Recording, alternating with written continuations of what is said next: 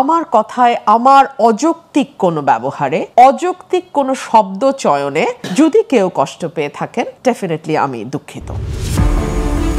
এনসিপির নেতা হাসনাত আব্দুল্লাহকে নিয়ে তির্যক মন্তব্যের 2 দিন পর এবার নিজ বক্তব্যের জন্য দুঃখ প্রকাশ করেছেন বিএনপির সহ আন্তর্জাতিক বিষয়ক সম্পাদক রুমিন ফারহানা। ট্রল আর তির্যকের ঝড়ের মাঝে নিজের ভুল স্বীকার করেন তিনি।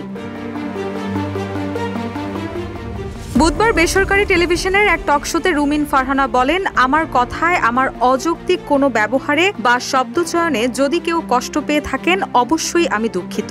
আমি যদি নিজেকে আরও নিয়ন্ত্রণ করতে পারতাম ভালো হতো, কিন্তু দিন শেষে আমি একজন মানুষ।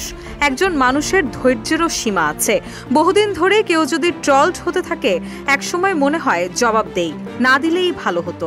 বহুদিন ধরে কেউ যদি ট্রোলড হতেই থাকে একটা সময় মনে হচ্ছে একটা জবাব দেই, আমি যদি নিজেকে আরো নিয়ন্ত্রণ করতে পারতাম আরো ভালো হতো।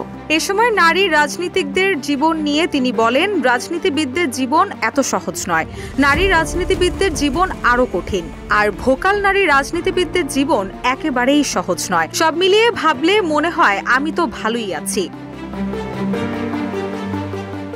এর আগে গত 25 আগস্ট রাতে ফেসবুকে রুমিন ফারহানা হাসনাতের ছাত্রলীগ সংযোগ তুলে ধরে কয়েকটি ছবি পোস্ট দেন এবং তাকে ফকিন্নির বাচ্চা বলে মন্তব্য করেন। মূলত নির্বাচন কমিশনের সীমানা পুনর্নির্ধারণ নিয়ে শুনানির সময় বিএনপি ও এনসিপি কর্মীদের সংঘর্ষের জেরে এই পোস্ট দেন তিনি।